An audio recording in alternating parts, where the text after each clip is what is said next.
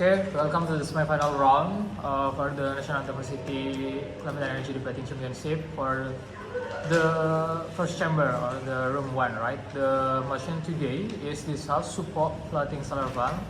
And once again, this House support floating solar farm. Now, to start the debate, please welcome the Prime Minister. First, can I ask, is there a timer that I can see? Timer? Di belakang paling.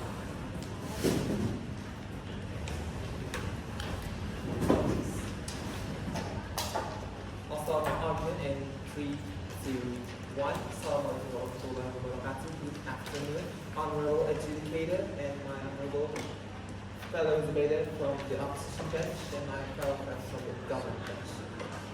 First of all, ladies and gentlemen, imagine a situation where there is a crowded city near the sea. And imagine an undeveloped village where conventional electricity, such as electrical pole or anything that's such as conventional, can't reach. For that kind of village, we need an alternative solution for it. And that is why this motion today, this has supports floating solar farms. We, as the government, see clearly and fully agree with these motions today. These motions before us emphasize a highly promising renewable energy solutions that addresses some of the most pressing challenges we face today, such as land scarcity, clean energy demand, and climate change mitigation. Floating solar farms offer a revolutionary approach to solar energy, utilizing water surface, whether reservoirs, lakes, or even coastal areas, to create a sustainable, effective, and efficient power sources. Our stance is very, very clear. Floating solar farm provides unique advantage that cannot be fully realized by traditional land solar farms. And our argument is at 3 core main points. The first is the environmental benefit of solar farms in mitigation, waste, and climate change and promoting biodiversity. And the second is the economic advantage they offer, particularly in the region with limited land availability. And the third is the potential to enhance energy resilience by integrating floating solar panels with existing hydropower infrastructure. I will draw an international examples and data to illustrate why floating solar farms are not just viable, but also necessary for our sustainable energy future. The first argument is the environmental benefit and climate change mitigation. Yes? Currently, the floating solar farm is being funded through the FDI coming from UAE and then sold and distributed through PLN. People in the village that they're talking about cannot afford. So therefore, the focus should be on the electricity output and not that village. Okay. But I'll be answering in a few moments. First, I'll go to my data. The research from the National Renewable Energy Laboratory in the United States demonstrate that it is floating solar were deployed on just 27% of the world reservoirs. It could produce as much electricity as all fossil fuel plants currently in operation worldwide. This potential is outstanding, ladies and gentlemen.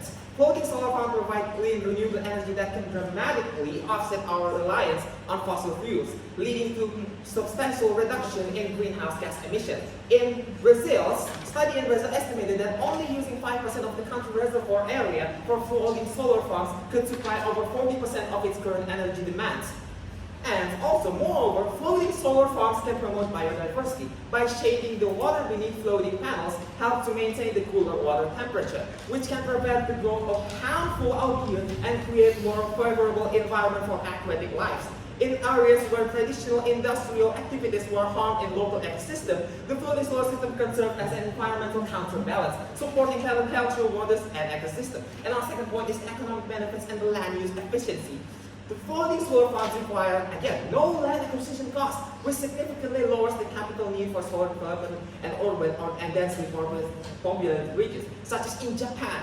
One of the global leaders in floating solar or densely populated regions has successfully deployed floating solar farm over 70 reservoirs. One project in Yamagata reservoirs for energy approximately 5,000 households, all without using any land area that can otherwise be used for many other things such as housing, agriculture, and many other things. Also, The floating solar farm reduces construction and maintenance costs associated with traditional solar installation. Unlike land-based solar farms, where it requires such an extensive ground leveling, vegetation clear, or even fencing, floating solar installation, on the other hand, take the advantage of the natural water surfaces, reducing these preliminary costs. The maintenance is also streamlined. While a water-based structure can often experience less dust accumulation, which is a major maintenance issue for land-based solar farms. Hence, the third point is the enhancing energy resilience with hybrid streams. Our third argument is that the floating solar farms, on the other hand, enhance energy resilience, particularly when integrated with existing hydropower infrastructure. Again, this hybrid model leverages the synergy between the hydropower and the solar energy, providing a reliable and stable power supply by compensating for the natural viability of the solar energy with hydropower dispatchable capacity.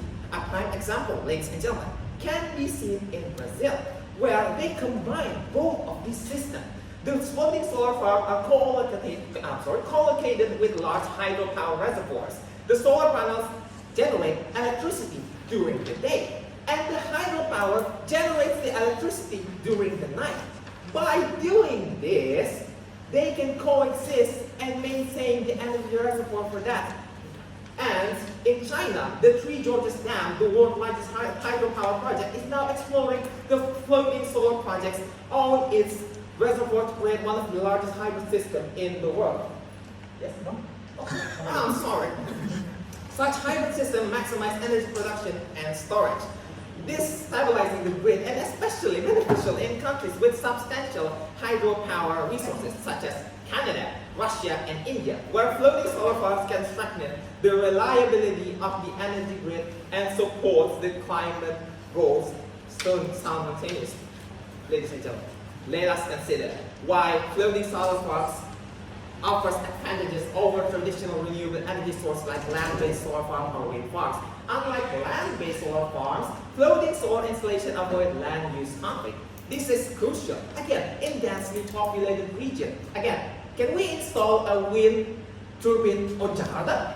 But no, we can't. But can we install such like floating solar farms in near of Jakarta? Yes, we can. But by doing that, we are also needed to make a specialized area so that we don't hurt the fish or any ecosystem there.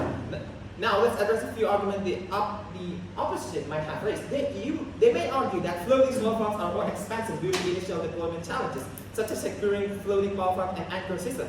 However, we counter that while the setup might have initial costs, this offers a set of time over time by the efficiency of gas.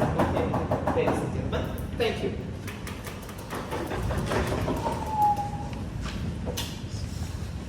Belum diskusi. 7 minutes and 24 seconds. 7 minutes and 24 seconds. Now to continue the debate, please welcome the leader of opposition. Time is yours. If you want to POI, just raise your hand. I prefer non-verbal POI, prioritas cross benchmark closing government because UGM will guarantee. I will start my speech. 3, 2. When government believes solar panel can be a hope for many people out there to get access of electricity, it's outright a lie. The amount of people you sacrifice to produce a little amount of electricity, the survivability of fishermen and seaweed farms, is it worth the benefit? Opinion options say that it's not. We will prove to you why the existence of this solar panel farm will even harm most vulnerable actor that exists, someone that a government even want to protect to begin with. How the world gonna look like inside government? Most likely, they will put solar panel in the body of water, such as lake and river. Burden of OO is only to prove why having this as an alternative is bad, and rather we stick to the alternative that conventional status quo or expand the existence of land-based generator. Two arguments in this page. First, why is floating solar farm is expensive, but second, why floating solar panel could harm the survivability of the vulnerable actor. First argument, why is floating solar panel expensive and inefficient? Two parameters of good power generator that Prime Minister never actually consider and explain. And if we can fulfill this matrix, regardless of closing bring, we take the debate. First parameter, accessibility. We need to make sure that the power generated is something that is affordable and people can have it because it's cheap and it's simple. But second, it's efficient power generator. It means there is a sustainable power source and also not prone to the externalities such as environmental condition. We will prove to you that floating solar panel farm doesn't fulfill these two parameters, therefore we shouldn't support this. First parameter, why is it inaccessible? It's pretty expensive and it's simple because of three reasons. First, you need a highly advanced technology in order for you to can create this farm, because you need to find a material that is waterproof, for example. You need to make sure that you have floating platform to make sure that you can make this farm to begin with. Or even the material to make it light, for example, is scarce because you need to make it based on light metal, for example, that even not accessible in Indonesia, and you need to export and import it from the foreign country. But more than that, I think we're also talking about area acquisition. When you need to get a new land, for example, buy the land from the people, for example. Because this floating solar farm is something that is new in Indonesia. It means you start to build this from zero, because in past presidents, this is not something that is common, for example, because people stick in land-based generator, even PM admitted. It means you need to start from zero, building again from zero, export all the material. You need to buy the permission coming from local people, for example, because before the solar panel exists, people rely their survivability on this water's ecosystem, for example, but right now, they can't use it anymore because you use it for the solar floating panel. But lastly, I think even PM admit that you need to customize the area. You need to make the water stable enough, not turbulence, and the temperature is cooler enough. It means you need to do some changes to the ecosystem, for example. You need to probably give more, temperature that is based on the convenience of the solar floating panel, for example. It means you need to require new technology also. These three layers already prove to you that it's not as cheap as what Prime Minister said. They cannot say that, oh, we suddenly have money to do that. Because even in Prime Minister, they said they still want to have land-based generator. It means right now government have two focus and responsibility to maintain. The first one is solar floating panel, but they still want to maintain the land-based generator. Also, it means the outcome and the financial burden that government have will become massive inside government. Why it's expensive is something that is bad. I think it's pretty intuitive. It means the cost of the electricity will be incurred to the household. It means all the price of electricity, for example, will become significantly higher inside government because they need to cover up all the technological costs, for example. They need to do a lot of trial and error when they build it from zero in Indonesia, for example. Therefore, it's inaccessible for people. All the people in Karat or Bedil that probably poor and living under poverty line that opening government want to protect cannot afford this electricity. Most of the time, people that would afford this is people that live in Pik, for example, or people that live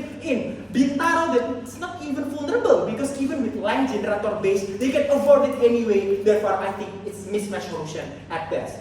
We rather stick to the status quo to expand the money, to expand more the conventional generator, to make the PLTS bigger, to make the PLTU bigger, to increase the voltage of the PLTU, for example. And why this alternative is better? Because number one, maintenance is cheaper because you are familiar with all the technology, all the agreement between Taiwan and Indonesia to export all the material to build land-based generator already exists even decades ago, for example. But second, you don't need special material because it's using a regular aluminium, it's using regular metal, for example, that even Indonesia can mine by themselves, for example. Therefore, there is no burden for Indonesia to export and import more material from Korea. But lastly, even when we talk about plants such as Papua or Kalimantan, for example, that's not even penetrated yet by PLN, they can still use conventional solar panel that they can set in their own roof, for example, or even using wind turbine that exists because they still have so much land access. So even when we talk about the worst scenario of government, we talk about people that living in Papua or Kalimantan, we say that the alternative in conventional alternative that is in status quo is more than enough. The burden of government is to provide all those alternatives coming from PLN and even community-based project or even produce their own something that's not enough. But second argument, talking about why floating solar panel would harm the survivability of many people. When government support this, most likely the development of floating solar farm will be really massive. Suddenly all the water acquisition will exist. It will become a trend in Kalimantan or Papua, for example, or even Jakarta. This is bad because it means two things. One, you take many strategic place because you need to build the solar system panel near residential area, for example. So it means all the source of survivability and livelihood for fishermen, seaweed farmer, seafood farmer will be taken away by government because this is for the sake of giving more electricity by government, for example. Or even take big amount of area because even PM admit that this big solar panel system will become a trend and have a, the demand will be higher. It means you will take more than 27% of water reserve to build this farm, for example. Therefore, right now, many people that don't have transferable skill and need to rely on their job, for example, before in water ecosystem cannot get their job, for example. I don't care that government might say that, oh, they can change their job, for example. They can try to find another job. Because in the meantime, when they lay off, when they don't have job, because suddenly government want to massively invest in this, they will suffer. They don't have that much safety net, they don't have that much saving, for example. That's the moment you hurt the most vulnerable actor opposed. 7 minutes and 18 seconds, 7 minutes and 80 seconds. Now, to continue the debate, let's welcome the Deputy Prime Minister, Chandra Syoto.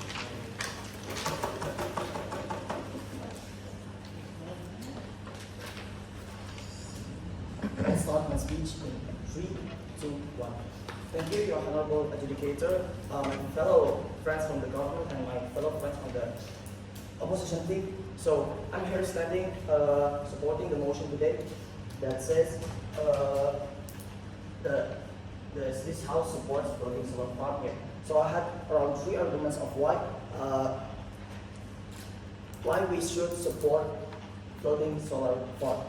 Yeah. So the first, while initial costs of floating solar farms are higher, they can be mitigated through economies of scale and advancing technology. The Global Floating Solar Market Report of 2020 from the International Finance Corporation (IFC) highlights a 15% reduction in floating solar costs over the past 5 years due to improved designs and materials. Moreover, large-scale projects are already economically viable. For instance, China's 150 megawatt floating solar plant on a former coal mining lake achieved grid parity, demonstrating that floating solar is both scalable and cost-effective with policy and technological support. And for the developing country, which is just developing, who are just been developing their energy, their national energy, they can attract investments from the outside. Investments have many forms, like you can invest in the form of money or the form of the device, straight up device, so it can be implemented in the country, in the developing country. So there is no struggle of the country to developing this new technology. And the second point, floating solar farms offer unique benefits for urban and coastal regions, where land scarcity and high population density make land-based systems impractical. In Singapore, for example, where land is limited, the 60 megawatt floating solar farm on Tengeh Reservoir provides power for the nation's water treatment plants. This not only meets energy demands, but also frees up valuable land for housing and industry, showing that floating solar can provide practical solutions for urbanization.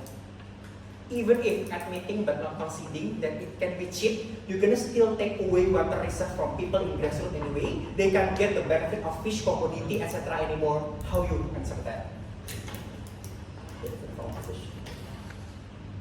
So, for the developing nations, I will take one nation, like let's just take in Indonesia. Indonesia have a vast land of water, right? In Indonesia, 80% of land is water. So the marine life, like people who live in the coastlines, they will not affected by this floating power plants because we have a lot of water than land. So the implementation of this floating power farm is very matched with the conditions that needed in developing countries. One of them is like Indonesia. Okay, I will continue my arguments. The third argument, regarding to environmental impacts, newly designed floating solar farms are designed to minimize disruption to aquatic life. The newly designed floating power panels allows light to reach below the water in a controlled manner, protecting ecosystems. So there is no there is no water ecosystems that will damage from this floating solar power panel. Additionally, these farms reduce greenhouse gas emissions, contributing to global climate goals. The United Nations Environment Programme, UNEP, estimates that floating solar farms have the potential to cut global carbon emissions by up to 1.5 billion tons annually if widely adopted. Fourth, another benefit is the financial feasibility of floating solar farms is benefiting local economy, ensuring availability of electricity, especially people who live in the near water reservoir place. According to International Renewable Energy Agency, IRENA, cost of floating solar farm has decreased 30%. So everyone can have, every country, including developing country, can have this electric power plant. This cost of decreased floating power plant, which is beneficial and relates to economical conditions of developing countries that have a lot of struggling middle to lower class economy. It's making costs of electricity lower, which contributes in supporting the economy of developing nations. In Thailand, floating solar farms on reservoirs not only reduce the cost of electricity, but also offer local employment opportunities in construction and maintenance, directly benefiting surrounding communities, and this also supports the developing country by providing jobs for people, providing makings to live for a lot of people.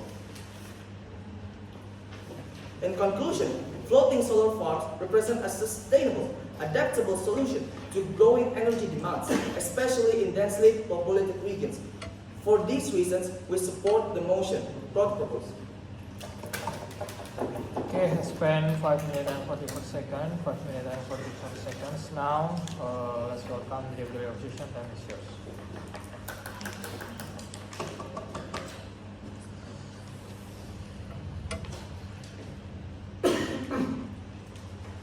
Starting in 3, 2, 1. What do we want in our side of the house? We want all solar panel or all solar farm to be on the land. It will be put into 2 different places. One, in an existing plantation. So we want to make it more crowded, and if there is an existing space in the plantation, we will add more. Secondly, we will put it in the existing empty area. We will not put it in Jakarta, obviously, because the land is expensive. We will either put it in a more rural area, or if we're talking about urban area, we'll put it on the roof. This is realistic because this is the way people put the solar panel in the status quo. Few things that we're going to talk about, especially to respond to the opening comment.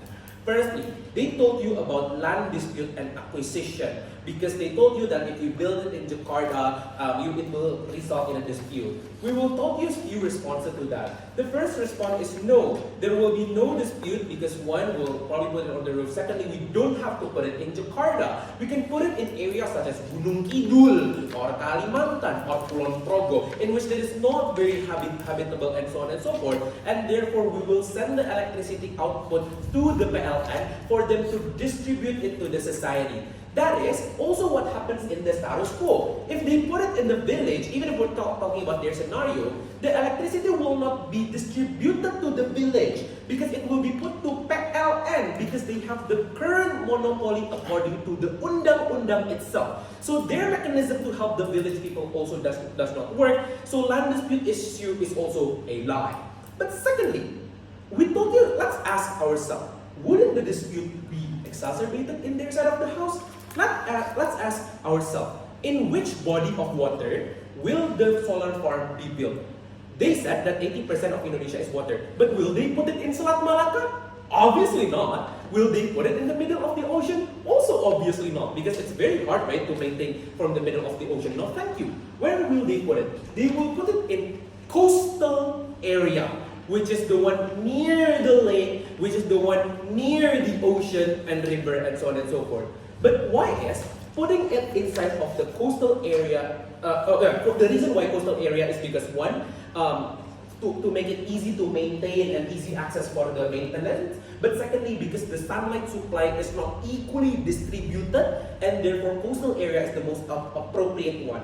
But why is putting it in the coastal area is incredibly dangerous? The reason is because people in the village that they are talking about needs the coastal area to literally live. For example, they need to fish, right? You know, taking fish from the lake in order for them to get money and food. Or for example, they need that to like farm fishes, shrimp, seaweed, and so on and so forth. So in their side of the house, the dispute will exacerbate because the premise of you making the solar farm will be at the cost of the livelihood of the individuals, will be at the cost of murder, right? So the dispute will be worse, you will kill people. That's devil. So what is the comparative in our side of the house? In our side of the house, when we build it on the roof or expanding the existing solar grid in the land in which we already acquire, this will be less dispute, this will be much better than their side of the house. The next thing we're talking about is maintenance. Their main premise is, it's hard to maintain because if you put it inland, there will be many dust. One, dust is symmetrical in either side of the house.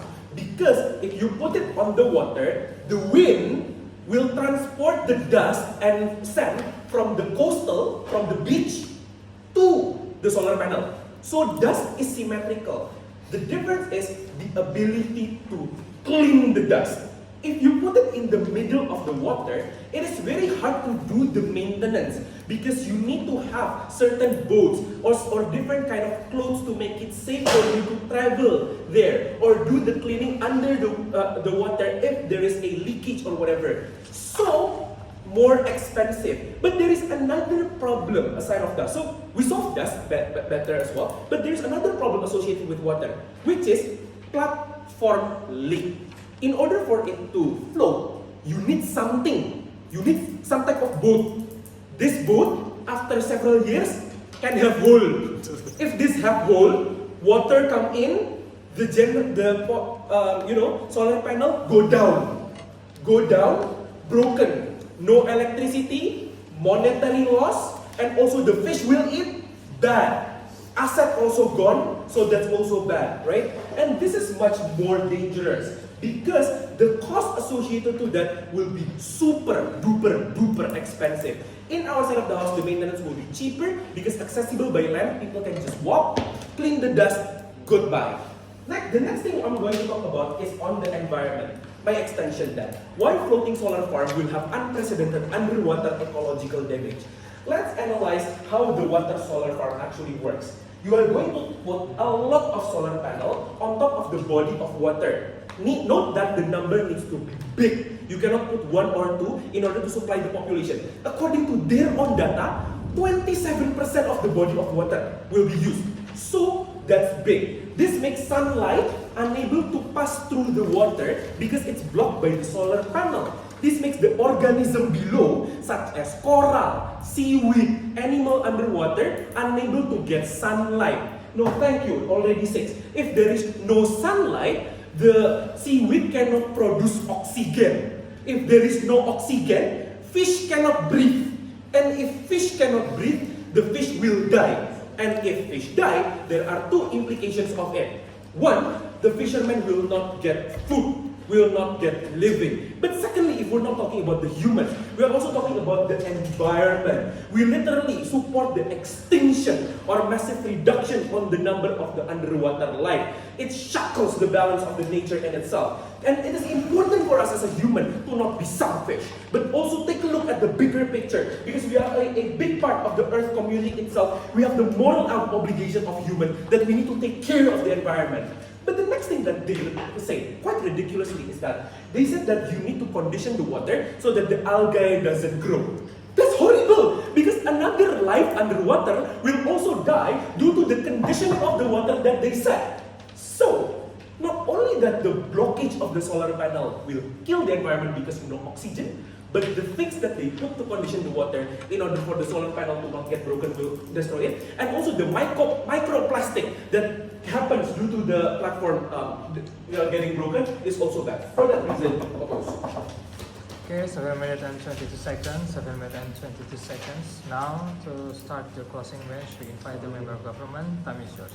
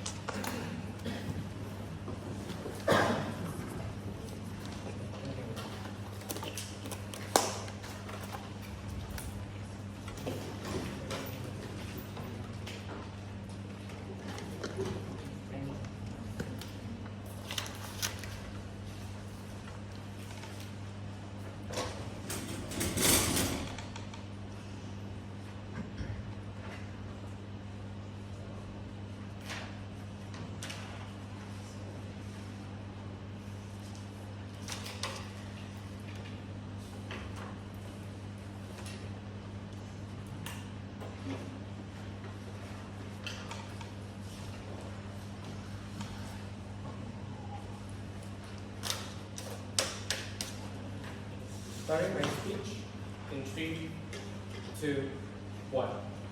65% of planet Earth consists of empty ocean with little to no utilization. When our land is already rare, it's time to shift our eye into the sea.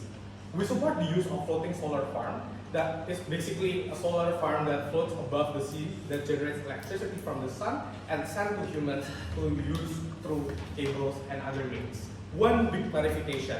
If you notice, the entire case of opening opposition that talks about problems like dispute, fishing village or seaweed farmers losing their income, or environmental degradations are menial problems that can be solved with good planning and selection of location.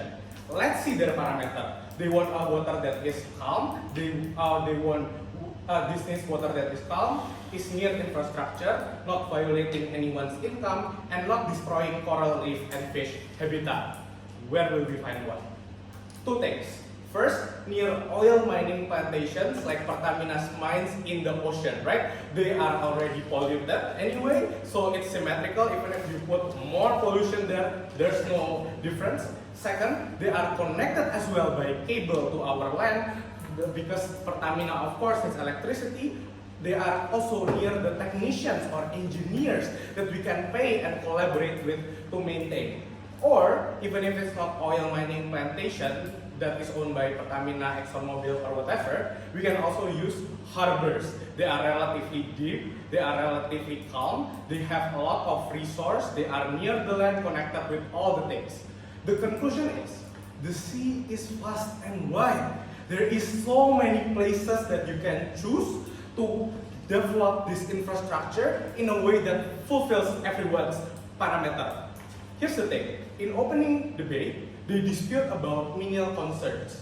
I show to you that those menial concerns are menial. They can be solved if you plan this correctly. Therefore, we prove that you get all the benefit while avoiding all their worries on their side of the house. Two arguments.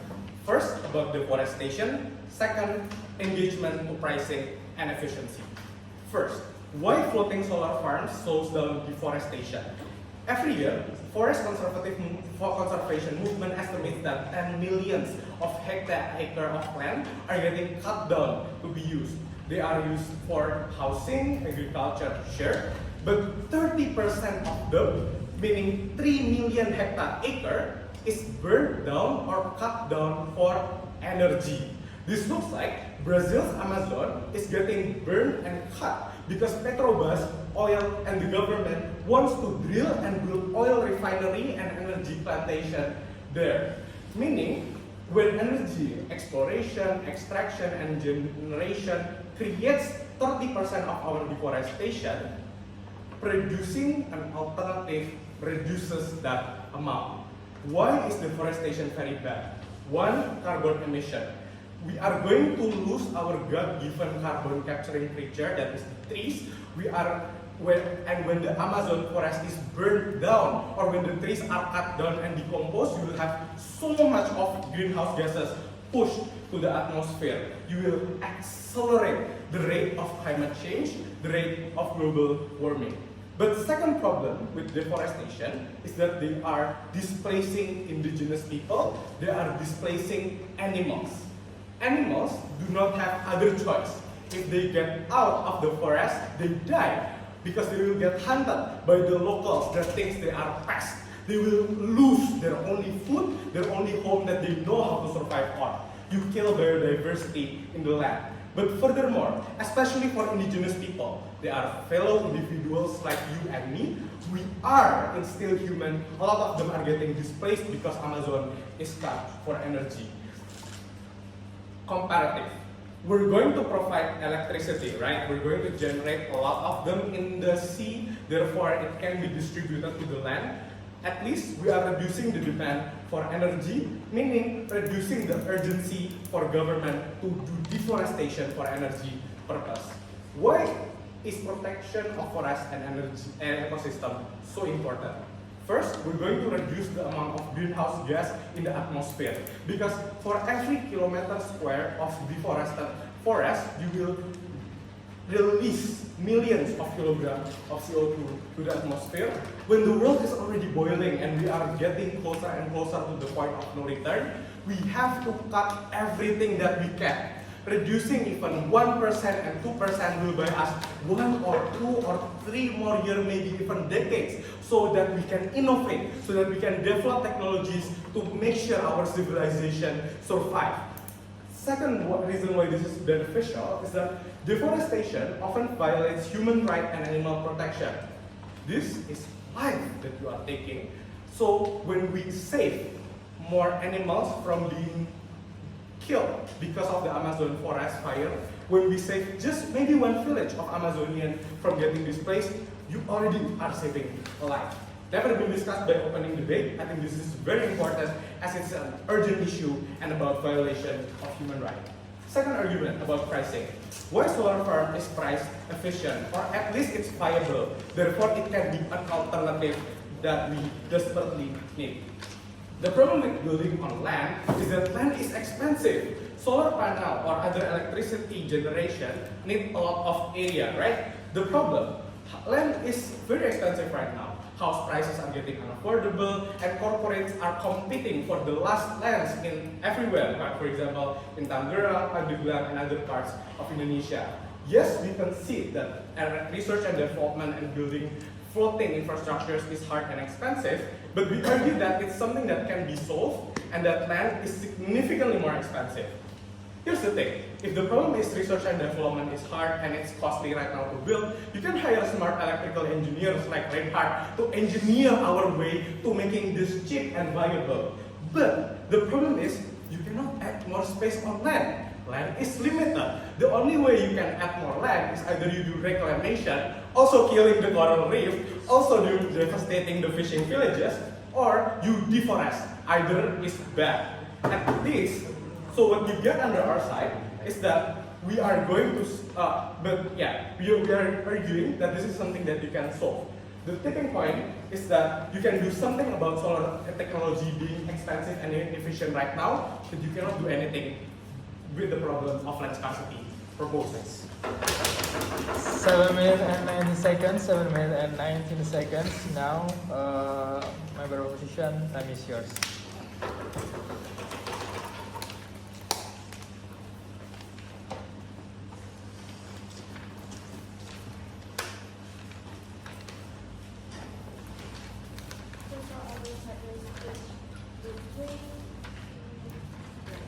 Okay, so first we have to know that floating solar farm can have unforeseen environmental impact on aquatic ecosystem, and it is not scalable for all regions, right? And then first thing first, we have to know how does floating solar farm works. So floating solar farm have their pipes. Their pipes are branching everywhere, and then with its branch, it holds the solar panel with the floating thing underneath, right? So this thing, we have to highlight that everything has to be waterproof, right? So with this, we have to have like very high maintenance. So earlier, CG said about how about we use the 65% of the sea. So we have to understand that that's not how floating solar farm works, because we have to search for the area for the water that is very still. We cannot have like so many waves on the water, because it will affect the efficiency of the floating solar farm. Because think of when it's put on the sea. We have to think of like another thing like storms. We have to think about tsunamis. We have to think about every extra aspect that we have to avoid, and that's so difficult and expensive. We have to think of that. And then CG also said about deforestation. But while we have another alternative like rooftop solar panel, why do we have to deforest? So by this, few points why floating solar farm have more cost, risk, and potential harm outweigh the benefits. First, the environmental concern. So the OO has said about how the coral can be died and then the algae blooms, and this will disturb the ecosystem balance. The second thing, this will change the water temperature. How? Because floating solar farm cover like so many parts of the water, right? So this will be covered, and the water will not have sunlight, and the solar farm will capture all the solar heat, right? So it will make the temperature of the water rise. And then light penetration and habitat, because there's no light it minimizes the light that the underwater creature can have. So this will make the fishes stress, so they can die because of the stress. Because think of they talk about like fishers, but think of the consumers. We also consume fish, right? So if all the fishes die, what will we consume? Fish is something like we need the nutrients that is in the fish. So that's why we need fish, and we should consider this. And then it impacts the aquatic system. Like I said before, algae blooms, and then the coral dies, and then the fish dies. It will impact the aquatic system. Even if the government said, oh, we can move the fish. Yeah, we can move the fish, but we cannot make another biodiversity that it initially has, right? And then second, maintenance and durability is so difficult to maintain. Why? The first thing, exposure to water increases the maintenance challenge. Why? Because everything has to be waterproof. And you have to know that the floating system of the floating solar farm is made of plastic. It can create, like they said, microplastic, and plastic will be broken eventually. Even our water bottles, it can be broken eventually, even we take care of it carefully, right? So how about this? It is like it is exposed to like a huge amount of water. This will break eventually, and it is very difficult and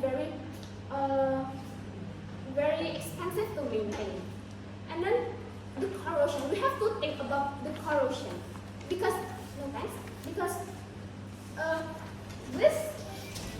this solar panel is made of steel, right? How good the steel, how waterproof the steel is? It will it is still corrosive, right? So it can damage everything when it is rusting. So the rust can damage the water underneath. The rust can make it become constant, and then it will burn, and then everything will be destroyed, right? And then we will have difficult access to maintenance since it's underwater. It's not as easy as it is when it's on the land. And then why this is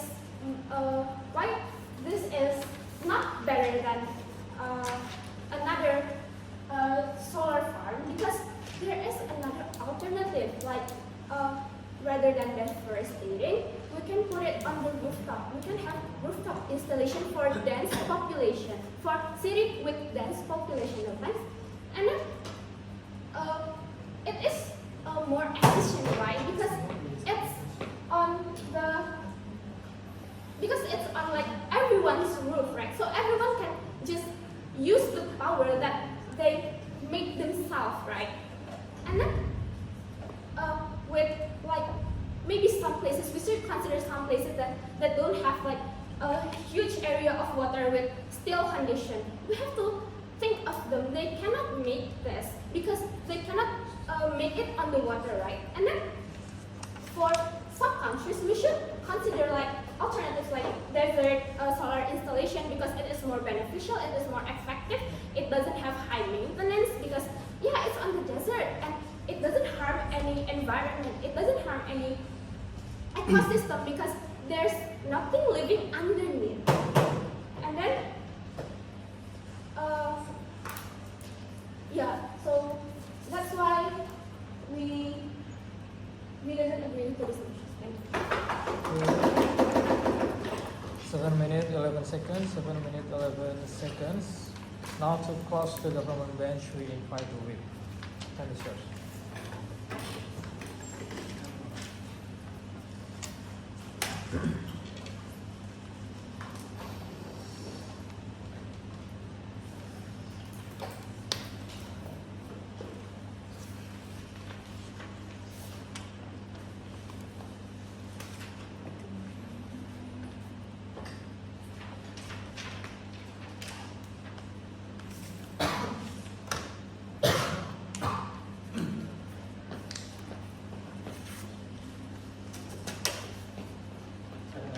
In 3, 2, 1. Two important observations in this debate and why CG will win. One, if the problem is solar panel is expensive right now, which is what opposition really try to glorify, at least under our side we can do something about it. OG never explained why you can do something about it. CG is the one that explained why you can make it cheaper. You can hire Reinhardt or Terra to research new material, new way to build a technology, new design, new blueprint. Really easy because humans have more brain capacity and can innovate a lot. Therefore, you can make it cheaper. This is important because phones, laptops, and software used to be really expensive, but now it's really cheap. You can literally buy some like Poco or Tecno phone with less than a million rupiah, which is going to be cheaper, which is what is going to happen in CG. This is important because this answer all the questions from opposition. Two, if the problem in opening debate is about pollution, dispute, or inefficiency, Ryan said you just have to put it in the right place. I don't think government is that dumb to just put it in random places or just kill all the features. Government thinking about features anyway, just don't put it anywhere random, just put it in the right place. Therefore, this is important because government have data, government have knowledge, government know where to put it strategically. This is important because this answers all the questions of the opposition bench. This shows that solar power can be a potential alternative that generates power for humans to use. With this framing, we feel the lack of engagement from OG. We answer all the questions and beat OO and CO for that sure. The one who built floating solar panel and land-based generator is the same in which government. So selective location and also good planning can access to NCO. The fact that more than 50% of land in Papua is empty, it proves the land is not scarce. That is the same thing on you anyway, which is what Rand literally explained. You are going to kill more people, kill more fishes. You are going to do more deforestation. If what Reinhardt said is it's going to kill fish, don't believe him because it's a big lie. They kill more fishes. Look, if you burn forest, no oxygen, fish die more. It's also worse on the side. First, why floating solar panel for floating solar farm is cheaper?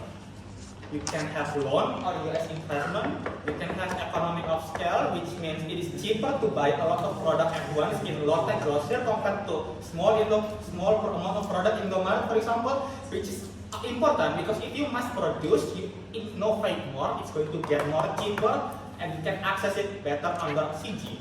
technology can improve. You also don't need to buy lands. Under opposition, you have to buy lands, and lands are more expensive. You need to take land, or especially on the urban area where the prices get higher. No, thank you. It's going to also be more expensive under opposition because fossil from oil and gas price are not stable. War on Russia and Ukraine creates the price that is really high, and you cannot be efficient with it. And especially with the existence of carbon tax from EU, they need to pay more prices. Its economy is going to be far worse under their side. Oceans are also going to be more on fire under the Sabta because it's going to spread anyway. But they say they can expand PLTS and whatever that is bigger coming from there. They need to buy more lands, which is expensive. They need to build more infrastructure too if they want to expand, which is going to cost a lot of money. They need to import more expensive material because they want to expand and produce better quality. Conclusion is, under all, it's going to be more expensive compared to our side. The ocean is free. You can just take it because God creates it.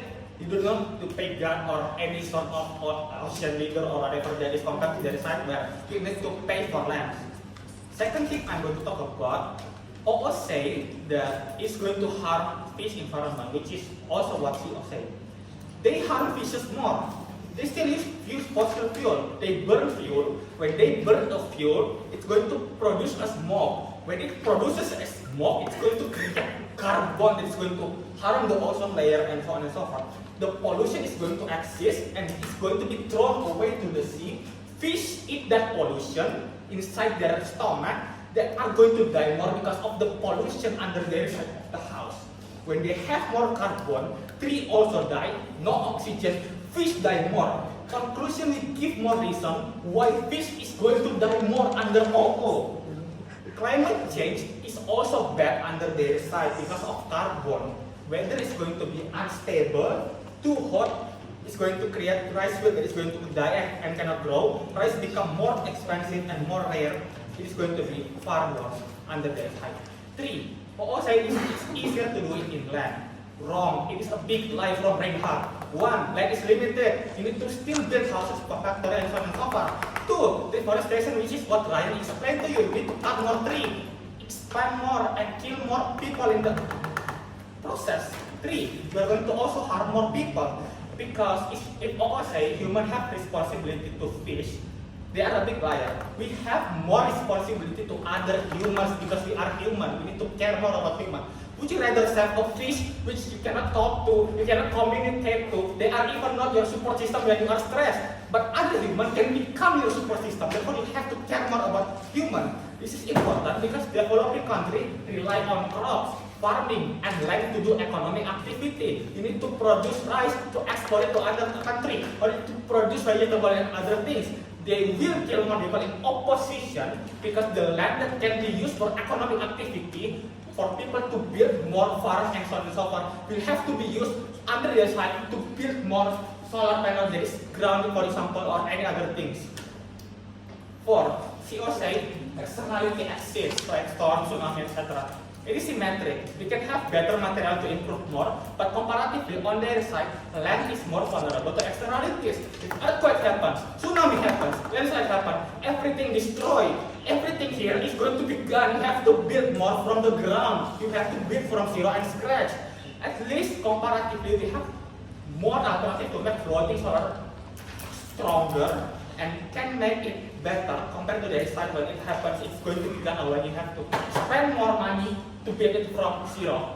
Economy is going to be gone and worse off under the side of the house. But lastly, let's say you can build it on desert or whatever that is. It's also harming the ecosystem because they live in the desert. Conclusion, opposition want to glorify environment and people live, they harm it more.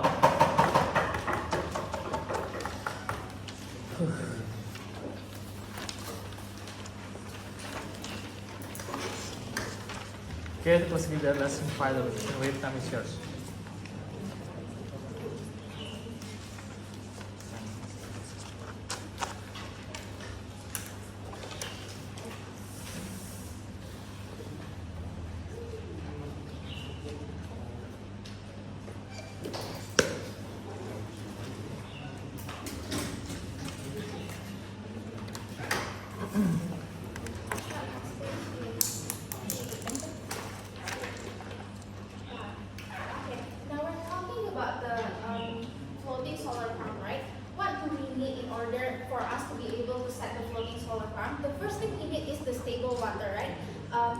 for floating solar farm to be able to exist. So in the case of storms or disasters like what my fellow mate has mentioned, we are going to lose both the floating solar farm and the aquatic biodiversities, and as well as the fishermen's livelihood.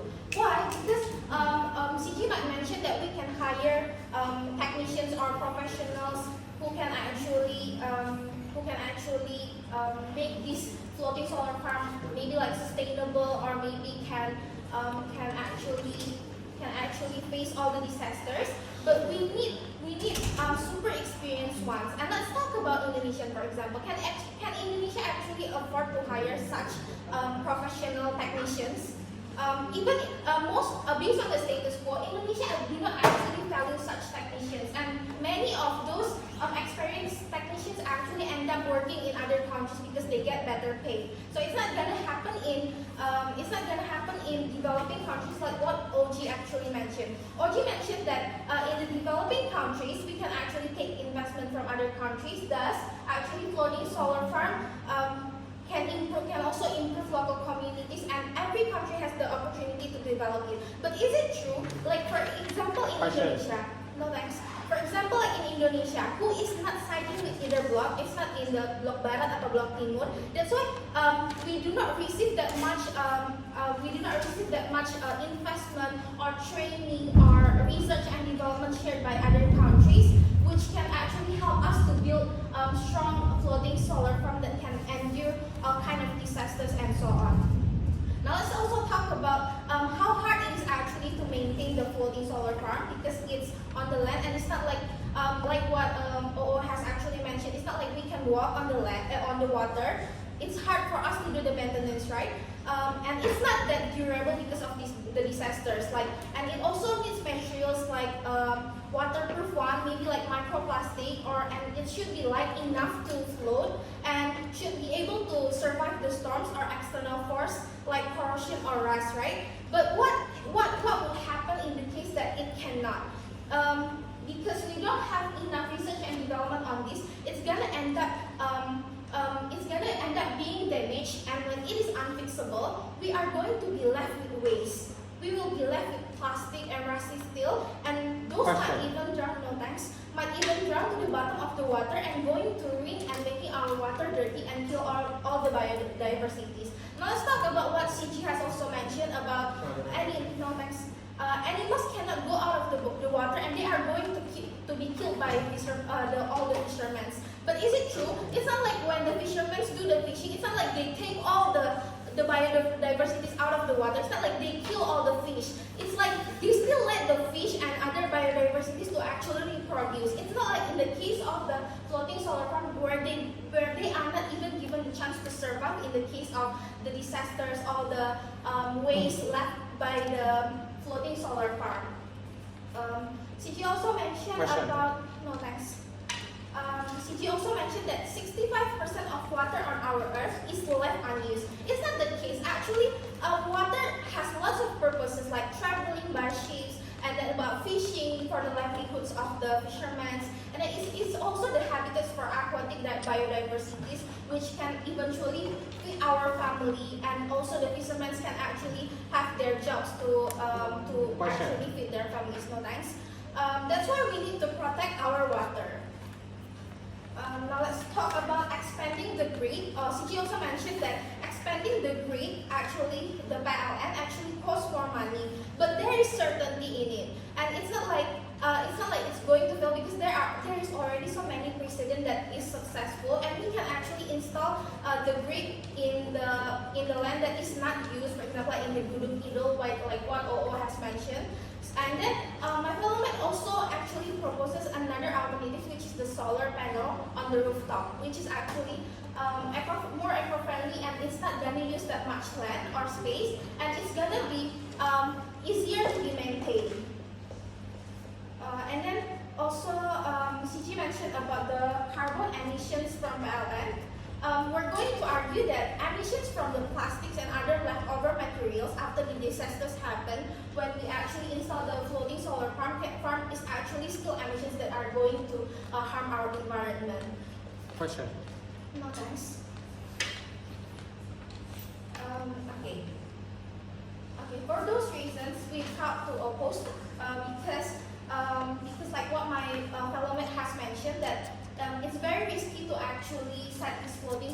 for the reasons that in the cases of storms or disasters, we are going to lose this floating solar farm. We are going to lose our aquatic biodiversities, and we are going to take away the fishermen's livelihood. And we are proud to propose another alternatives like rooftop solar panel or expanding this power grid PLN. That's our status.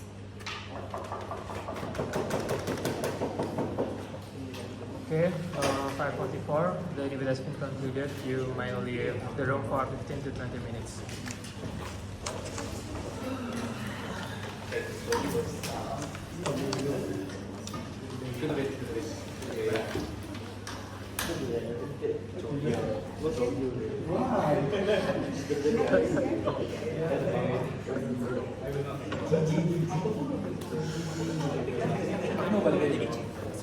Oke, 5 menit untuk ngerapihin catatan ya, dan rank the team also